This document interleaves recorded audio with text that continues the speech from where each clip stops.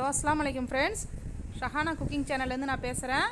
வீடியோக்குள்ளே போகிறதுக்கு முன்னால் மறக்காமல் ஷஹானா குக்கிங் சேனலை சப்ஸ்கிரைப் பண்ணிவிட்டு பெல் ஐக்கானை கிளிக் பண்ணிக்கோங்க. இப்போ வாங்க நம்ம வீடியோக்குள்ளே போகலாம்.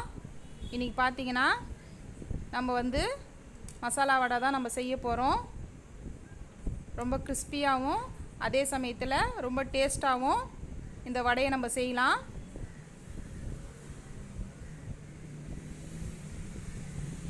இது பார்க்குறதுக்கு எந்த அளவுக்கு இருக்கோ அந்த அளவுக்கு சாப்பிட்றதுக்கு நல்ல ஒரு கிறிஸ்பியாக இருக்கும் ஃப்ரெண்ட்ஸ். இந்த வடையை நம்ம எப்படி செய்யறதுன்னு இப்போ பார்க்கலாம். இப்போ இதுக்கு தேவையான சாமானை பார்க்கலாம். இப்போ பார்த்தீங்கன்னா நான் ஒரு 200 கிராம் கடலைப்பருப்பு எடுத்திருக்கேன்.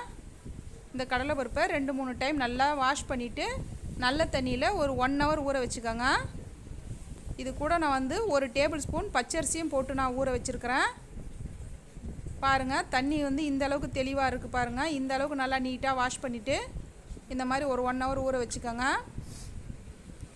1 டேபிள் ஸ்பூன் அரிசி போட்டிருக்கேன் நான். வடை ரொம்ப கிறிஸ்பியாக இருக்கும், அதனால் ஒரே 1 டேபிள் ஸ்பூன் பச்சரிசி போட்டு அதையும் ஊற வச்சுக்கோங்க. அது கூட அடுத்தது பார்த்திங்கன்னா ஒரு மிக்ஸி ஜார் எடுத்து அந்த மிக்ஸி ஜாரில் நம்ம மசாலாக்களை அரைச்சிக்கலாம். இப்போ பார்த்திங்கன்னா நான் நீட்டு மிளகாய் தான், காஞ்ச மிளகாய் நீட்டு மிளகாய் 2 போட்டிருக்கேன். பூண்டு பார்த்திங்கன்னா பெரிய பல் பூண்டு நான் ஒரு 4 பூண்டு எடுத்து அதை 2 கட் பண்ணி தோலை உரித்து போட்டுக்கோங்க. இஞ்சி பார்த்திங்கன்னா 2 இன்ச்சு இஞ்சி தோலை சீவிட்டு வாஷ் பண்ணிவிட்டு அதையும் கட் பண்ணி போட்டுக்கோங்க. அடுத்ததாக கொஞ்சம் கருவேப்பிலை, அதையும் நல்லா வாஷ் பண்ணிவிட்டு தண்ணி இல்லாத போட்டுக்கோங்க. இதுக்கப்புறம் பார்த்திங்கன்னா தேவையான அளவு சோம்பு போட்டுக்கலாம். சோம்பு பார்த்திங்கன்னா நான் ஒரு 1.5 ஸ்பூன் தான் போட போகிறேன். சின்ன ஸ்பூனு, அதில் 1.5 ஸ்பூன் போட்டுக்கிறேன்.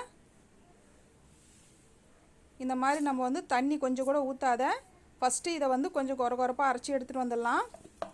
இந்த மாதிரி அரைச்சிட்டு அதுக்கப்புறம் நம்ம பருப்பை போட்டோம்னா ஈவனாக அந்த மசாலா நல்லா மிக்ஸ் ஆகி அந்த பருப்பில் மசாலா வடைக்கு நல்ல ஒரு டேஸ்ட்டை கொடுக்கும். இப்போ பாருங்கள், நான் இந்த அளவுக்கு கொரப்பாக அரைச்சிட்டேன். தண்ணி கொஞ்சம் கூட நான் ஊற்றலை. இதே மாதிரி நீங்களும் அரைச்சிக்கோங்க. இதுக்கப்புறம் தான் நான் பருப்பை சேர்க்க போகிறேன். பாருங்கள், தண்ணியை நல்லா வடிகட்டிட்டு கொஞ்சம் கூட தண்ணி இல்லாத இந்த மாதிரி எடுத்து வச்சுக்கோங்க. பச்சரிசியை நான் ஊற வச்சுருந்தேன். அது கூட 1 டேபிள் ஸ்பூன் அந்த பச்சரிசியை நல்லா ஊறி இருக்குது பாருங்கள். அது நல்ல ஒரு வடை கிறிஸ்பியாக வரும். இந்த மாதிரி நீங்கள் இது கூட சேர்த்து ஊற வச்சிட்டிங்கன்னா இப்போ கொஞ்சம் கொஞ்சமாக நம்ம இந்த பருப்பை போட்டு பல்ஸ் மோடில் நம்ம இந்த வடை மாவை அரைச்சிக்கலாம். ரொம்ப நைஸாக அரைக்காதீங்க. தண்ணியும் கொஞ்சம் கூட ஊற்றக்கூடாதுங்க. தண்ணி ஊற்றாத அரைக்கணுங்க. தண்ணி ஊற்றிட்டிங்கன்னா உங்களுக்கு அந்த வடையில் அந்த கிறிஸ்பினஸ் வராது. ரெண்டாவது பார்த்திங்கன்னா எண்ணெய் ரொம்ப அதிகமாக குடிக்க ஆரம்பிச்சிடும். அந்த ஓரத்தில் இருக்கிற அந்த அரைச்ச மசாலாவெல்லாம் நம்ம நல்லா க்ளீன் பண்ணி அது கூட சேர்த்து பாருங்கள். நான் எல்லாத்தையும் அரைச்சிட்டேன். உங்களுக்கு வடை மாவு பார்த்தாலுமே தெரியும் எந்தளவுக்கு ட்ரையாக இருக்குது பாருங்கள். கொஞ்சம் கூட தண்ணி ஊற்றலை. அந்த அளவுக்கு நம்மளுக்கு ட்ரையான வடை மாவு ரெடி ஆகிருக்கு. இந்த மாதிரி அரைச்சி நம்ம ரெடி பண்ணி வச்சுக்கலாம். இப்போ பார்த்திங்கன்னா 1 டேபிள் ஸ்பூன் மட்டும் நான் தனியாக கடலை பருப்பை ஊற வச்ச பருப்புலேயே நான் ஏற்கனவே எடுத்து வச்சுட்டேன். அதையும் இது கூட நம்ம சேர்த்துக்கலாம். இது மாதிரி நம்ம கொஞ்சம் எடுத்து சேர்த்துட்டோன்னா நம்ம சாப்பிடும்போது நல்லா க்ரன்ச்சியாக இருக்கும். அதனால் நான் அதை இது கூட சேர்த்து நல்லா மிக்ஸ் பண்ணிக்கலாம். இப்போ அடுத்ததாக பார்த்திங்கன்னா பச்சை மிளகா நான் சின்ன பச்சை மிளகா ஒரு 3 போட்டிருக்கேன் ஃப்ரெண்ட்ஸ். உங்களுக்கு காரம் அதிகமாக தேவைன்னா நீங்கள் 4-5 கூட போட்டுக்கோங்க. கருவேப்பிலை பார்த்திங்கன்னா கொஞ்சம் ஒரு கைப்பிடி கருவேப்பிலை எடுத்து நல்லா வாஷ் பண்ணிவிட்டு அதை இந்த மாதிரி சின்ன சின்னதாக கட் பண்ணி போட்டுக்கோங்க. போட்டுட்டு இதுக்கு தேவையான அளவு வெங்காயம் பார்த்திங்கன்னா பெரிய வெங்காயம் பார்த்திங்கன்னா நான் 1 வெங்காயம் தான் எடுத்திருக்கேன். அந்த வெங்காயத்தை இதே மாதிரி நீங்களும் கட் பண்ணி போட்டுக்கோங்க. இப்போது இதுக்கு தேவையான அளவு உப்பு நான் சால்ட்டு போட்டுட்டேன். நான் வீடியோவில் காட்டல, இங்கே பாருங்கள் சால்ட்டு போட்டுட்டேன்.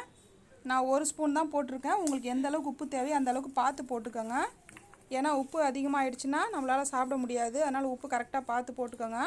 இப்போ எல்லாத்தையும் போட்டு நம்ம நல்லா மிக்ஸ் பண்ணி நம்ம தட்டி எடுத்துக்கலாம். இப்போ பாருங்கள், நான் எந்த அளவுக்கு எனக்கு வடை தேவையோ அந்த அளவுக்கு ரொம்ப தடியமானவும் இல்லாமல் ரொம்ப மெலிசாகவும் இல்லாத இந்த மாதிரி மீடியமாக நம்ம தட்டி ஒரு பிளேட்டில் எடுத்து வச்சுக்கலாம். இந்த மாதிரி எடுத்து வச்சிட்டோம்னா நம்மளுக்கு வடை போடும்போது ஈஸியாக இருக்கும். இப்போ பாருங்கள் எண்ணெய் நல்லா காஞ்சிடுச்சு. எண்ணெய் நல்லா காஞ்சிடுச்சு பாருங்கள். இப்போ நான் ஃபஸ்ட்டு வந்து ஒரு 4 வடையை போட்டு எடுத்துட்டேன். இந்த அளவுக்கு நம்மளுக்கு நல்லா கிறிஸ்பியாக வடை கிடச்சிருக்கு. வடையை போடும்போது தயவு செஞ்சு வந்து ஸ்டவ்வை வந்து மீடியம் ஃப்ளேமில் வச்சுக்கோங்க. ரொம்ப ஹை ஃப்ளேமில் வச்சிங்கன்னா வெளியில் நல்லா செவந்தா மாதிரி இருக்கும், ஆனால் உள்ளே வேகாது.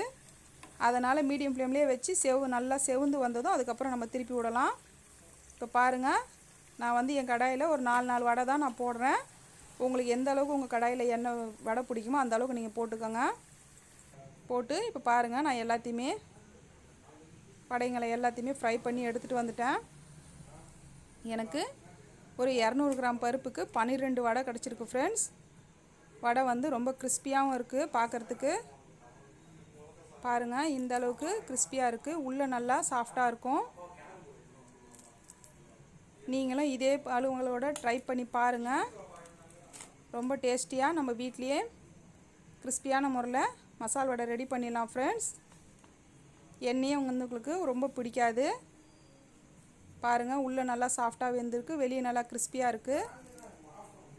இதே அளவுகளோடு நீங்களும் ட்ரை பண்ணி பார்த்துட்டு எப்படி இருக்குன்னு கமெண்ட்டில் சொல்லுங்கள்.